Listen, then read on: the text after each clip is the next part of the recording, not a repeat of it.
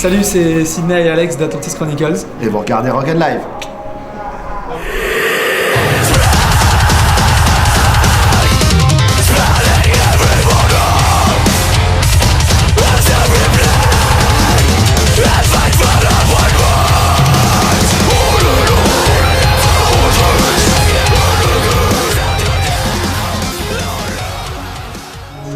Alors cet album en fait il parle c'est la suite directe en fait du premier album de 10 Miles Underwater, et cet album donc retrace en fait une nouvelle plongée, et cette fois-ci de Otis Barton qui est co-inventeur de la bathysphère avec William Bibb, donc personnage de notre premier album. Et donc sur ce deuxième, voilà, on replonge en fait dans cet univers un peu fantasmagorique des profondeurs abyssales.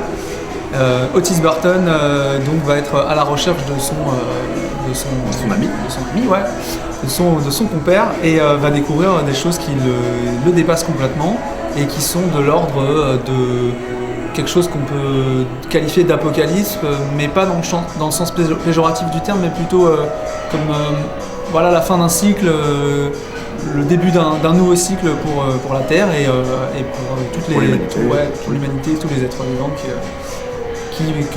qui peuplent la Terre.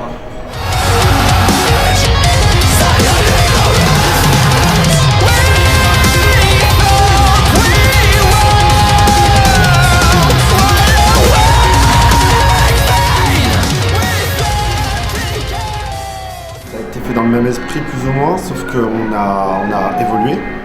Je pense que tous, au niveau de la batterie, des guitares, du chant également, on a tous évolué et on a mis des choses un peu plus construites, un peu plus mieux digérées, je pense, que le premier album. Et du coup c'est un peu plus efficace, un peu plus, Même pas qu'en termes de technique pure, mais évidemment on a évolué sur ce domaine-là, c'est sûr, mais en termes de vision du projet, en fait, de vision globale, de ce qu'on avait reçu aussi comme avis en fait du premier album, on a un petit peu condensé tout ça pour refaire un petit peu avec nos nouvelles influences et en mêlant un petit peu les retours qu'on a eu en fait du premier album. Donc là on a un petit peu plus poussé l'aspect sound design en fait pour vraiment plus raccrocher à l'univers marin et cette espèce de continuité en fait dans l'histoire, le fil rouge en fait, qui est là, est symbolisé par la voix de Otis Barton, donc qui narre en fait le contenu de son journal de bord.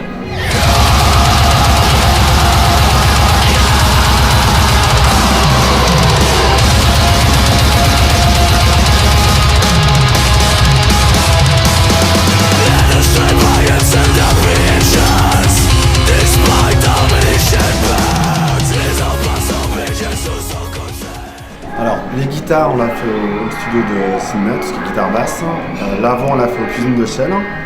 Et la batterie, on l'a fait au studio The Office The Artist. Yeah. Tenu par Jean-François Thérienzo. Voilà. Ouais, avec un bon ami, et voilà, c'était super cool de faire ça avec un ami quand même. Ouais.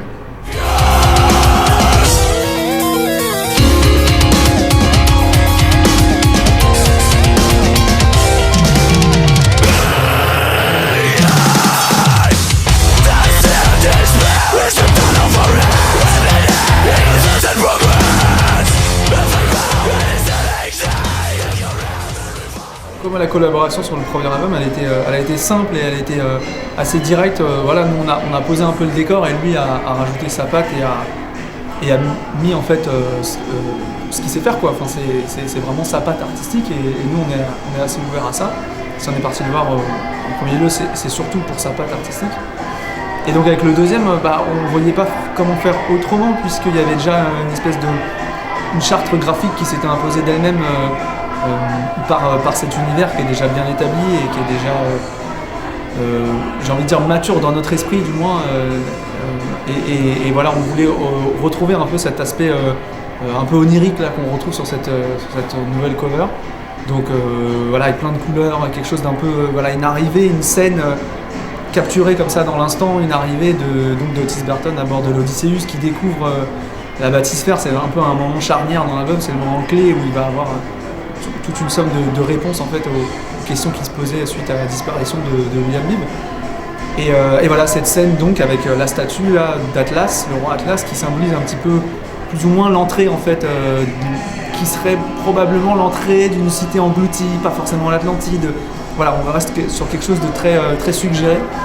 Et voilà, donc cette flore là qui éclate un petit peu de mille couleurs et tout cet aspect très très féerique, en fait, très onirique de la cover. Et aussi c'est vachement parce que du coup on a une continuité entre le premier et le deuxième album, qui est là dans le thème déjà, à travers William Lee de Otis Barton, et aussi du coup graphiquement. Ouais, on voulait garder ça justement, on symbolisait en fait cette continuité entre le premier et le deuxième album, avec cet élément graphique, donc la bathysphère qui est présent sur le premier album en élément central et en élément additionnel en fait sur le deuxième album.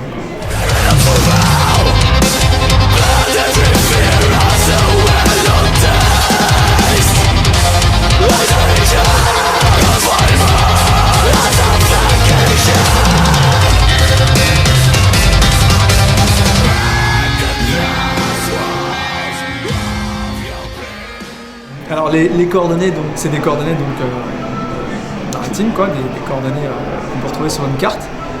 Et bon, c'est arrondi évidemment, mais c'est les coordonnées en fait du bloop, qui est un son qui a été émis au milieu de l'océan et qui a jamais pu être identifié. Et sur toutes les mesures, en fait, il est notable, il est évident. Il y a quelque chose qui s'est passé à cet endroit-là à un moment T. Et personne n'a de réponse en fait. Et donc à partir de là, nous on s'est dit, il y a tellement de questionnements derrière ça, c'est au milieu de l'océan, ça nourrit le propos, ça nourrit non seulement le propos du groupe, mais aussi le propos de l'album et du personnage. C'était évident qu'il fallait placer ça quelque part, et on s'est dit en titre d'album, ça peut déjà que interpeller en fait, poser des questions, pourquoi le titre de ce morceau-là. Et donc voilà, amener les gens à faire soit des recherches d'eux-mêmes et découvrir un petit peu ce phénomène, soit voilà, nous demander, on explique. C'était intéressant dans la démarche du groupe, quoi.